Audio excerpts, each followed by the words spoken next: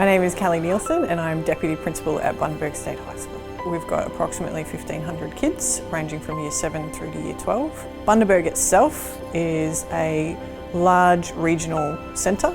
We have one of the state's largest youth unemployment rates. It's currently sitting about 21%. We have a traditional classroom style. At the moment, we have some students who are able to engage with that traditional method, and then we have a very large proportion of kids who are either just going through the motions of daily school, but not overly enjoying school. And then we have kids who are acting out. They are completely disengaging with education. Generally, they're our loud characters. They're the kids who are our music kids, or they're writing books or stories and they're wanting to share their own story. So some staff are supportive and they embrace that different creative side and give them opportunities to be able to do that flair. But in our more traditional set classrooms, teachers are becoming tired of the disruptive non-compliance, not wanting to follow routine. For me, the worst thing that happens for our kids who completely disengage is they become school refusers or just truant. They come in the morning, they see their friends and they disappear during the day, or they just aren't turning up and they're running on the streets, they're getting involved in some of the issues that we have in Bundaberg around youth crime and petty crime. My entire career, I have found myself drawn to the kids who are falling through the cracks.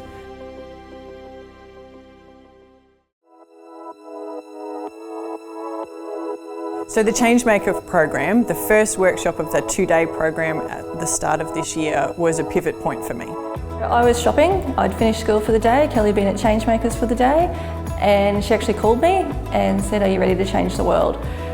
I agreed to change the world, not really knowing what I was stepping into, and then followed up with, "Sure, but how are we going to do that?"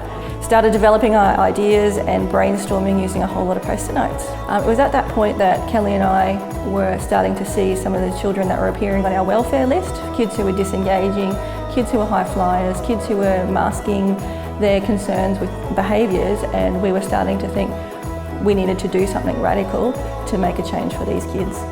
So we used the FYA National Australia $20 BOSS program to form the foundation of what our kids do each day. So the modules that came with that were fantastic for our students. They could see a purpose in what they were coming in to achieve for the day, and then we used our community to be able to support that program. We brainstormed with our group of students that we pulled out to trial the program with what they wanted to call the program. So we had lots of different ideas coming up, they're very creative, but the one that really stuck is called the I program, so EYE, Enhancing Youth Excellence. So on a typical I program day, we have shortened the school day down, and again that was something we negotiated with the kids, their start and their finish times. So we start at 10 o'clock and we finish at 2 o'clock, and the students we take off-site, so they're not at school, they're not in uniform, they get to mentally disengage with what they see as traditional schooling. We have a number of kids from very diverse backgrounds, but they absolutely love the I program, and when we get them here you see a completely different side to these kids that you wouldn't see in the normal classroom. And some of the projects that they've developed, some of the concepts and ideas are truly, it's meaningful to them, it's really meaningful, and it's at a deep level for some of those guys, and they were keen, they were interested, they wanted to know, okay, so I've got this project, I've invested in it, I'm committed to making it work.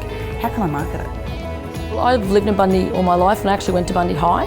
It's fantastic. I think it's more than Education Queensland, it's actually these particular people that have a passion for kids. One particular student that we have in this program comes from a very difficult family background, is experiencing a lot of trauma related to revisiting events of the past as she's going through a court case. For her, this program has formed the focal point for her week. So she will email me throughout the week, is I on Miss? What's happening this week, Miss? Where should I be? Will you be there? She's always the one that's here early, and she's the one that at 9:45 will rouse on us for being late. What she's been able to come from with this program, she's really blossomed. Teachers aren't naturally risk takers, and we need them to be risk takers, but sometimes it feels like you have to give them permission 10 times over before they finally realise that we're serious about having a go. My ultimate goal would be to see the model be able to roll out as a school framework itself and essentially be Bundaberg State High School Mark II. My advice to a teacher that wants to see things change wherever you are is that you can't wait for someone else to initiate that change. If you're truly passionate about something, then you need to drive it. Each kid is an individual and they have their own hopes, dreams and aspirations, and that as educators our role is to facilitate them taking the pathway that they choose.